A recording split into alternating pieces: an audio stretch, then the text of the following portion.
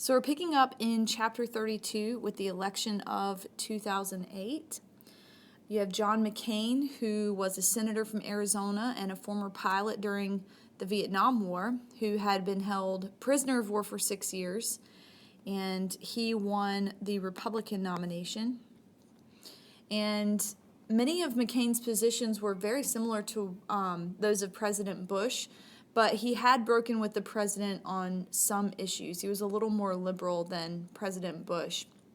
McCain selected Sarah Palin, governor of Alaska, as his running mate.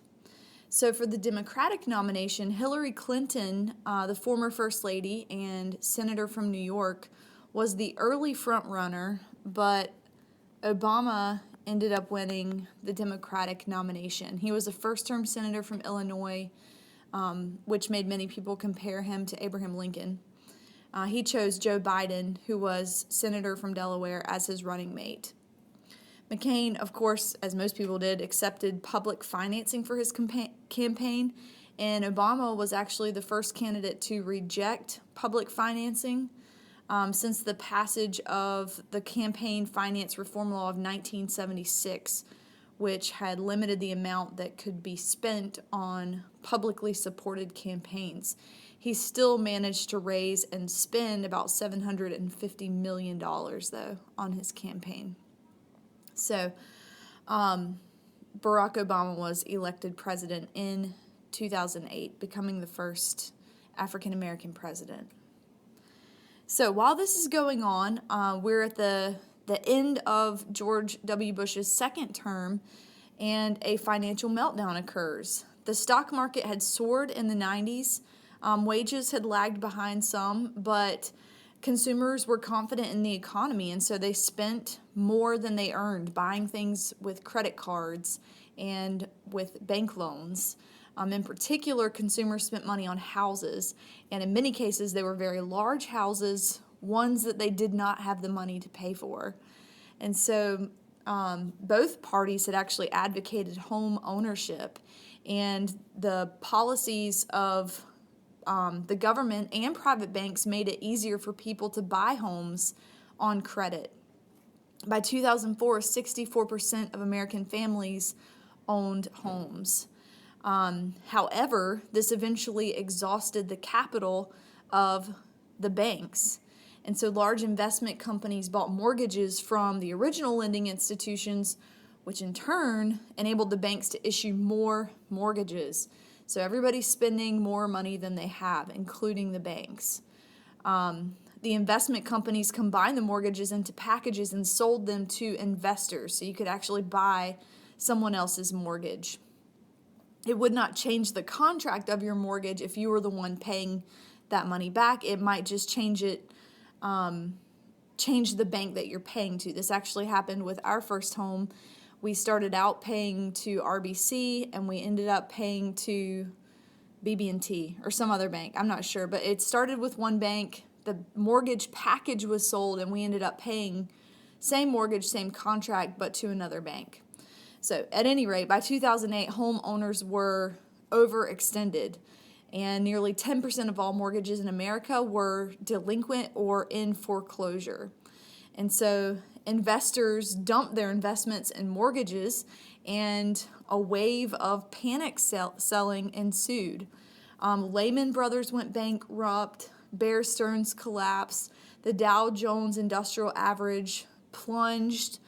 The American Insurance Group, from whom the investors bought insurance against the mortgage packages, was going bad too. Even the insurance company that was supposed to help them if they couldn't pay this money back, they neared bankruptcy too.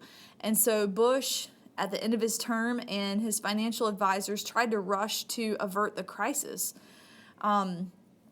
Even though Congress didn't like the idea of bailing out what they saw as greedy corporate executives, there was fear of another Great Depression. So it led Congress to approve over $700 billion to buy up the toxic mortgage packages. This was a bailout, pretty much. And so all this is going on. Obama becomes president, and McCain actually suffered because it was his party who was dealing with this crisis. As the party in power, the Republicans suffered from the fallout of the financial collapse, and as did McCain.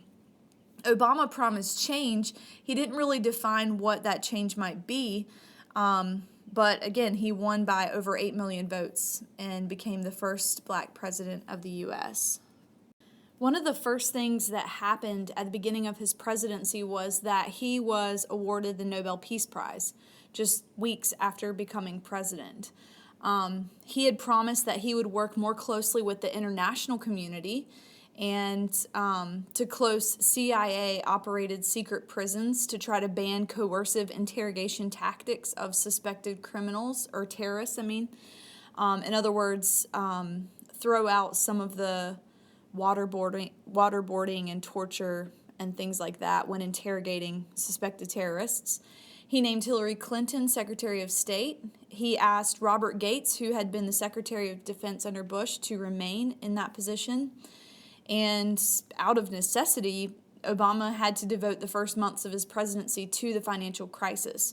By late March 2009, the Dow Jones had fallen even further. Chrysler, General Motors declared bankruptcy. That's not just those companies going bankrupt, but lots and lots of people lost their jobs. So unemployment rose to over 10%, and Obama pushed an economic stimulus package through Congress that included a bailout of General Motors and Chrysler. The stock market did rise some, and the economy appeared to stabilize. So the rising cost of healthcare caused many people to demand reform. Not only because it was expensive, but if you had a pre-existing condition, or you were overweight, or you smoked, or you had had cancer as a child or something like that, the costs were astronomical. So Obama proposed a system that combined private and public health insurance. The terms of private insurance, though, would be regulated by the government. In essence, if you can't afford health care, then you can go to www.healthcare.gov and hopefully sign up for affordable health care. You will see that in your taxes, though. You get a break each month for your health care costs, but it does show up at the end of the year when you do your taxes. And the Democrats in Congress passed this health care reform bill. So immigration reform. Obama was really unpopular with the Mexican authorities because he took steps to strengthen border security to reduce illegal immigrants. Arizona passed a law that said that immigrants had to carry alien registration forms at all times, and it allowed the police to stop and question anyone that they suspected of being an illegal immigrant. Obama did not like that. He denounced the law as racial profiling and ordered the Justice Department to take legal action against that law. Environmental concerns. Obama had pledged a, quote, new era of global cooperation on climate change, end quote. However, since the economy was in recession, he hesitated to impose a bunch of new environmental restrictions. In late 2009, he had withdrawn support for an international arrangement on atmospheric pollutants. He reversed his position on drilling for oil off the Atlantic coast, and then on April 21st, 2010, British Petroleum, or BP, a BP oil platform in the Gulf of Mexico exploded. 11 workers were killed and oil poured into the Gulf. And so Obama forced BP to set aside $20 billion to cover damages and also declared a 6-month moratorium on deep water drilling. This provoked a lot of protest, one, because this was people's jobs, but two, there were hopes of cheaper gas prices if we could find oil here and not have to buy it from the Middle East. So, Afghanistan. It looked like the war in Afghanistan was over in December of 2011 when the Taliban were overthrown, and for a time that was the case. But this progress that was made by Afghanistan proved deceptive. In 2006, the deposed rulers, the Taliban, undertook an effort to topple the new government.